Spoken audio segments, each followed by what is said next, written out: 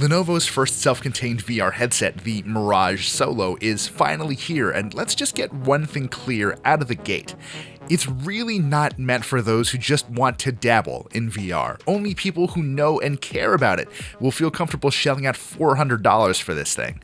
It's interesting because it sits in a sort of no man's land between cheap phone-based headsets and the more elaborate options that you have to connect to a PC. Even with all that said though, there is a lot to like about Lenovo's first self-contained headset.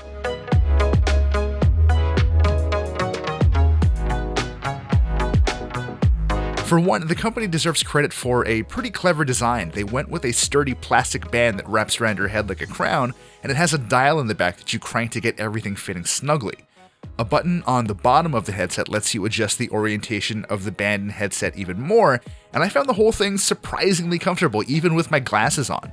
There are some downsides to keep in mind though. That semi-rigid head strap means the Mirage Solo is much less portable than a Gear VR or an Oculus Go. I didn't notice much light leaking in when I was wearing the headset, but a few of my colleagues with less bulbous heads than me struggled to shut out that outside light completely. And while my face didn't get too sweaty while playing games for prolonged stretches, I do wish Lenovo used that sporty fiber found in Google's cheaper Daydream View headset instead of foam. Once strapped in, you'll get an up-close view of the 5.5-inch Quad HD LCD screen here. And I know what you're thinking. While OLED screens are more common in VR headsets because they're more vibrant and have faster refresh rates, Google and Lenovo went with a specially built LCD meant specifically to reduce ghosting, and it does actually work very well too. The big draw here is WorldSense, which allows apps to track your position in the real world and mirror those movements in virtual space. Google and Lenovo pull this off with two cameras baked into the front of a headset, motion sensors inside the headset itself, and a whole lot of computer vision know-how. That means the headset doesn't require external sensors, so positional tracking works literally anywhere, even outside in the bright spring sun. Exactly how much you'll get to wander is up to developers though. I could get up and bounce around a little bit, but most apps won't let you move around for more than a few feet right now before reminding you to take a step back. Since WorldSense tracking is one of the big reasons to buy the Mirage Solo instead of a cheaper phone-based headset, we're left with a big question. Will developers actually take advantage of this? So far, the answer appears to be yes. Of the roughly 250 Daydream apps currently available, we're told that roughly 40 will be updated with WorldSense support by the time you can buy a Mirage Solo. Our review unit was preloaded with a couple, and frankly, I've had a blast with them so far.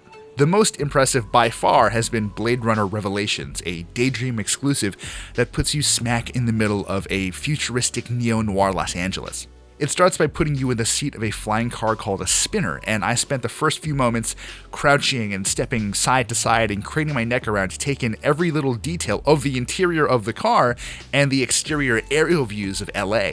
Then you're dropped into this tense, vibrant back alley that's teeming with NPCs where you're supposed to start your investigation.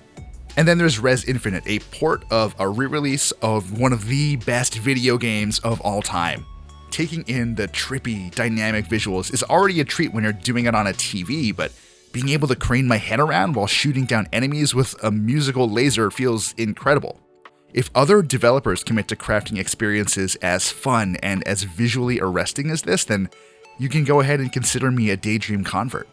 Even though the Mirage Solo uses a last-gen Snapdragon 835 chipset and 4GB of RAM, Lenovo and Google didn't just stick the guts of a year-old smartphone into a headset. That 835 itself has been tweaked to run at higher than normal clock speeds when required, so in terms of raw performance, the Mirage felt at least a little smoother than when I ran the same apps on a phone inside a Daydream View headset. The Mirage Solo obviously isn't as powerful as something like an HTC Vive tethered to a gaming PC, but thanks to those chipset tweaks and the headset's strong selection of apps, the difference isn't as big or as bothersome as you might expect. A few other things to note.